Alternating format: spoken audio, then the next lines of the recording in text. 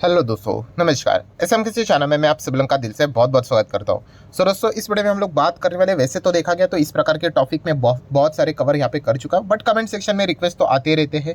कौन सा कि अभी जो रेगुलरली अभी इन वीडियोस को देखते हैं, यहाँ पे इस चैनल के ऊपर विजिट करते हैं, तो उनको अभी बिजनेस ओरिएंटेड बातें जैसे कि मैं हमेशा फोकस में यहाँ पे रखता हूँ, तो अभी उनको पता चल गया कि यस, जिस बिजनेस में ग्रोथ अच्छी रहेगी, ठीक है। और ग्रोथ में भी अगर देखा गया तो अलग अलग टाइप की ग्रोथ होती है।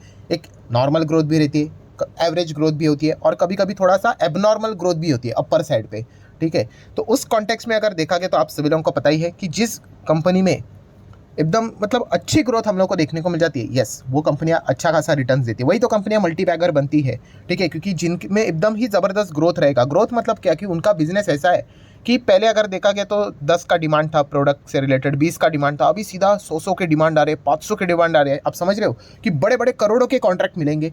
करोड़ों के कॉन्ट्रैक्ट मिलेंगे तो रेवेन्यू या फिर इनकम शूट हो जाएगा, फिर प्रॉफिट शूट हो जाएगा, फिर यस अर्निंग शूट हो जाएगा, ठीक है। और क्या हो जाएगा, पी नीचे आएगा। सो यही समीकरण होता है। सो ग्रोथ ओरिएंटेड स्टॉक में यही सबसे बेस्ट पैटर्न हम लोग को देखने को मिल जाता है। एंड इससे रिलेटेड अगर आपको शेयर्स यहाँ पे स्टडी करने हैं, तो मैंने कितने सारे शेयर्स वैसे तो स्टडी करने के लिए हमेशा दिए। ऑब्वियसली डिस्क्लेमर देना चाहूँगा भाई, कोई रिकमेंडेशन नहीं है, ठीक है। खरीदना है, बेचना है, होल्ड करना है, एवरेज करना है, वो आपकी मर्जी। देखिए, शेयर मार्केट है तो चीज़ें ऊपर नीचे होती है, ठीक है। तो खुद के लॉजिक के हिसाब से हमेशा कोई भी चीज़ें मतलब शेयर में जाना चाहिए होता है या फिर एग्जिट करना होता है।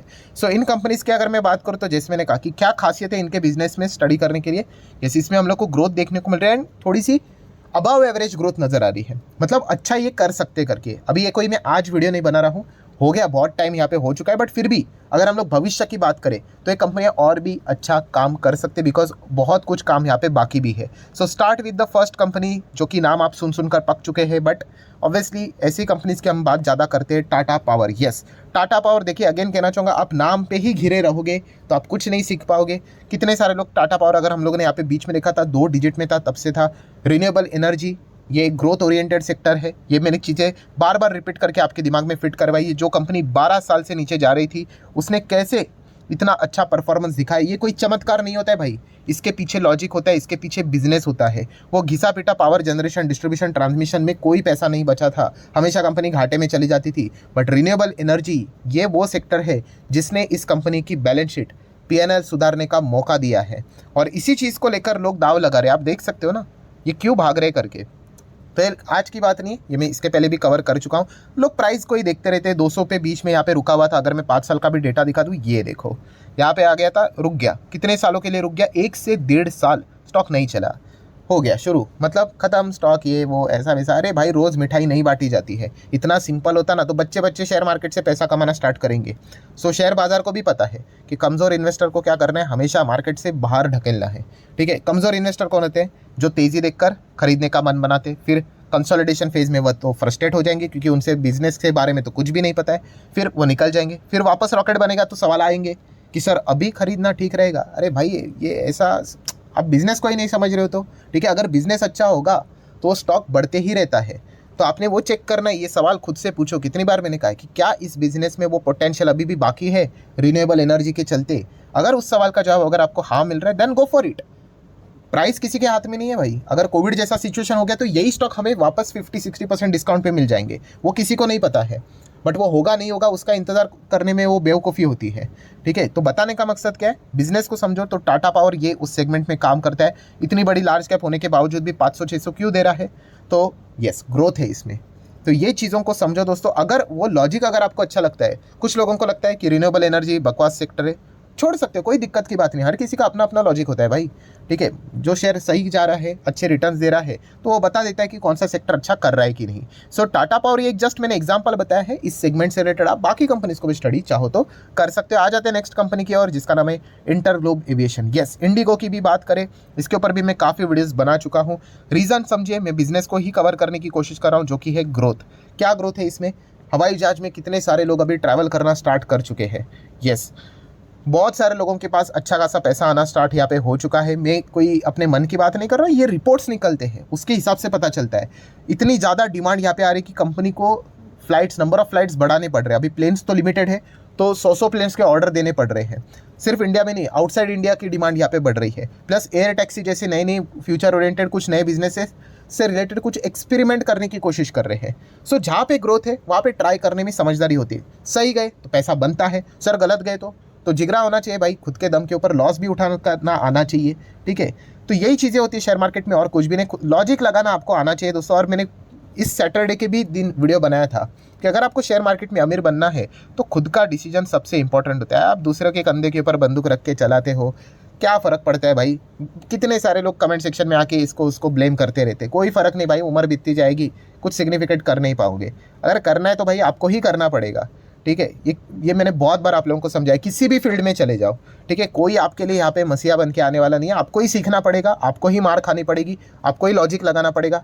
सही जाओगे तो आपके ही रिटर्न्स बनेंगे, गलत जाओगे तो आपके ही नुकसान होने वाले हैं। बट वो गलत जाने में भी खुद का कुछ डिसीजन होना चाहिए, वरना क्या ही सीखोगे। बोलते हैं ना, मिस्टेक से सीखना चाहिए। अगर मिस्टेक ही क्या है कि दूसरों के कहने के ऊपर खरीद लिया तो क्या ही सीख पाओगे आप। सो इंडिगो जैसी कंपनी को आप चाहो तो स्टडी कर सकते हो।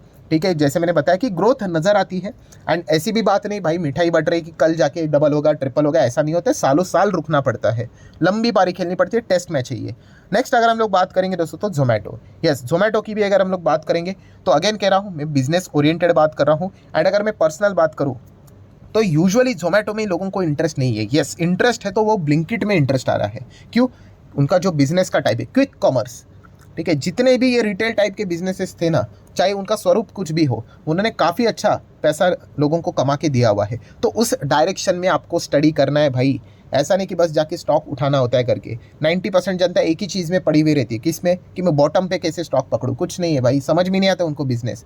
ठीक है, ब्रेक इवन को समझना होता है, ये बाकी चीज़ों को समझना होता है। सही गए तो पैसा बनेगा, गलत गए तो भाई क्या, लॉस तो उठाना पड़ता है। कितनी सारी चीज़ें हम लोगों ने इस प्रकार की ट्राई यहाँ पे की हुई है। सो आप चाहो तो ब्लिंकिट, मैं अगेन कह रहा हूँ, अगर ब्लिंकिट अलग से लिस्ट होता तो जोमेटो की और कोई देखता भी नहीं। ब्लिंकिट की ओर ही लोगों का फोकस रहता है। एंड फिलहाल करंटली हम लोगों ने देखा गोल्डमैन सैच्स की रिपोर्ट कि ब्लिंकिट का वैल्यूएशन जोमेटो से भी ज़्यादा देखने को यहाँ पे मिल रहा है।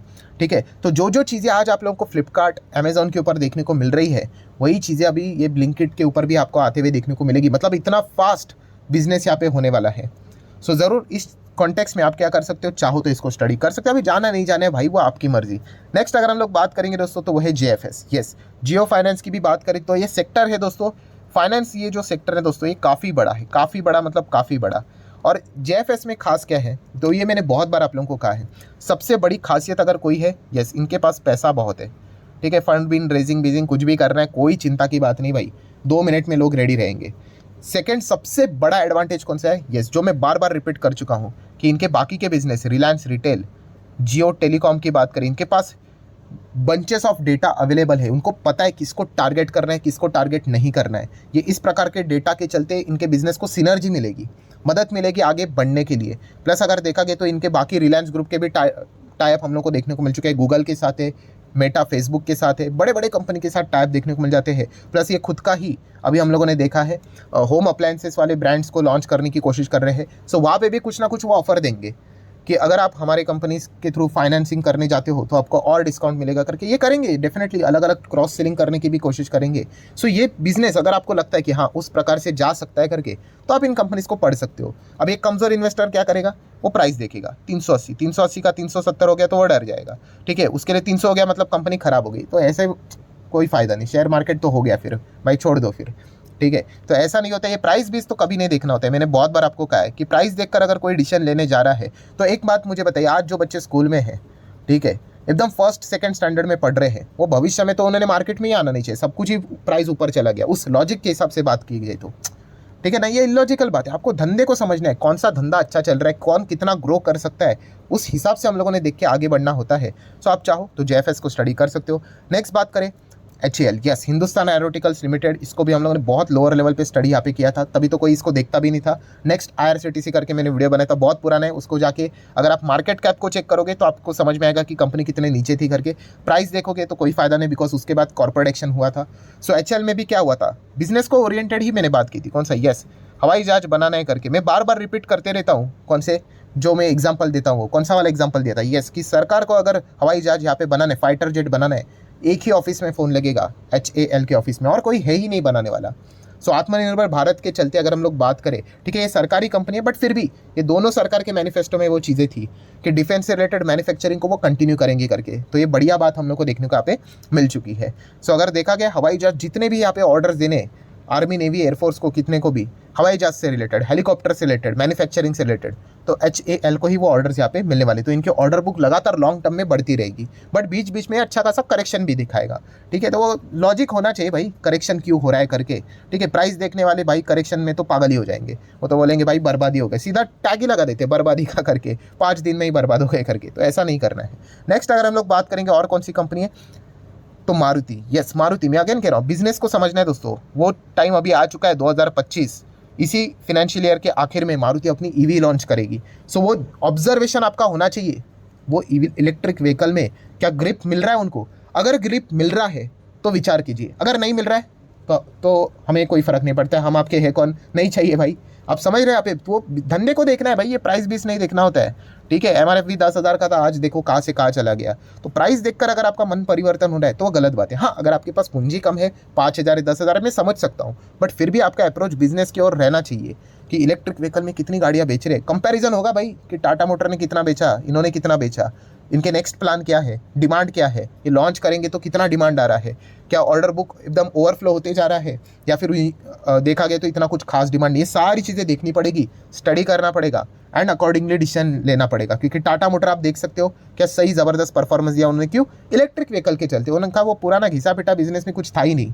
ठीक है, पूरा मारुति वहाँ पे मार्केट कैप्चर लेकर बैठा हुआ था। सो अभी यहाँ पे देखना है कि टाटा मोटर ने वो मार्केट कैप्चर किया है, तो मारुति जब एंटर करेगा तो क्या वो टाटा मोटर को टक्कर दे पाएगा। क्योंकि पेट्रोल डीजल वेरिएंट में हम लोगों ने देख लिया 10 में से 7 गाड़ियाँ तो मारुति ही अपना बेचती है, 70% मार्केट शेयर है यूनिट्स के हिसाब से बात करें तो ये इस हिसाब से अगर ग्रोथ अगर आप ढूंढ रहे हो तो मारुति भी वो ग्रोथ के दरवाजे पे खड़ा है। अभी वो देखने वाली बात है, वो दरवाजा को ब्रेक करके आगे बढ़ पाते हैं या नहीं। सो वो एक सबसे बड़ा चैलेंजिंग पार्ट रहने वाला है। देन बायोफ्यूल वाली कंपनियाँ, बट आपको पता है सरकार ने फिलहाल तो यहाँ पे रेस्ट्रिक्शन लगा दिए इलेक्शन के चलते। मुझे लगता है ये रेस्ट्रिक्शन रहेगा, एक बार ये इलेक्शन वाला चीज़ें अगर हट गई फिर उसके बाद हम डेफिनेटली कह सकते हैं बायोफ्यूल एथेनॉल वाली जो कंपनियाँ रहेगी, शुगर वाली कंपनियाँ, उनके लिए दरवाज़ा ओपन हो सकता है। अगर वो दरवाज़ा ओपन हुआ तो उनके लिए भी ग्रोथ सेम पावर वाली कंपनी के लिए जो चीज़ें हुई थी वैसे शुगर वाली कंपनी के लिए भी एक नई अपॉर्चुनिटी खुल सकती है। वैसे तो खुली थी बट सरकार ने बीच में, तो आपको पता है भाई इलेक्शन है भाई, पॉलिटिक्स का टाइम है भाई, आपको अगर महंगाई रखोगे तो वोट का नुकसान यहाँ पे हो सकता है। ठीक है, तो उसी को नीचे रखने के लिए सारी चीज़ें की है। बच्चे को पता है जैसे इलेक्शन खत्म उसके बाद होप किया जाएगा कि इतने सारे कंपनी ने कैपेक्स मार के रखा हुआ है भाई, आप इथेनॉल कर रहे थे, नितिन गडकरी जी बार बार बोल रहे थे एंड सडनली आपने ऐसा बोल दिया कि नहीं अभी तो हम लोग यहाँ पे सिर्फ के लिए यहाँ पे करेंगे। तो ये चीज़ें लगती है कि इलेक्शन तक रहेगी, उसके बाद हट जाएगी। तो बायोफ्यूल वाली कंपनियाँ भी आप ज़रूर इनको स्टडी यहाँ पे कर सकते हो। सो आशा करता हूँ दोस्तों ये ग्रोथ वाली बिजनेस वाली कुछ कंपनियाँ थी वो मैंने आपके सामने रख दिया। अगेन कहना चाहूँगा डिस्क्लेमर के साथ, कोई रिकमेंडेशन नहीं है बाबा, आप इन चीज़ों को पढ़ो, जब तक आप धंधे को नहीं समझोगे कोई फ़ायदा नहीं। अगेन कह रहा हूँ शेयर कभी ना कभी नीचे आते रहते, फिर जो बिना बिजनेस देखे वाले रहते हैं ना भाई, वो थर का अपना स्टार्ट करते हैं, फिर 1 साल स्टॉक नहीं चला फिर वो बोलेंगे भाई नमस्ते हम जा रहे हैं करके, क्या फ़ायदा। ऐसा थोड़ी ना शेयर मार्केट होता है। जब तक बिजनेस में जान है तब तक बने रहना होता है। जिस दिन बिजनेस में जान खत्म, वो बिजनेस में ग्रोथ नहीं नज़र आ रही है, टाटा बाय बाय। ठीक है, तो इतना सिंपल होता है। सो आशा करता हूँ दोस्तों वीडियो हेल्पफुल लगा होगा, कुछ सीखने को मिला होगा। चाहो तो लाइक एंड शेयर कर सकते हैं। मिलते हैं नेक्स्ट वीडियो में, तब तक के लिए बाय बाय।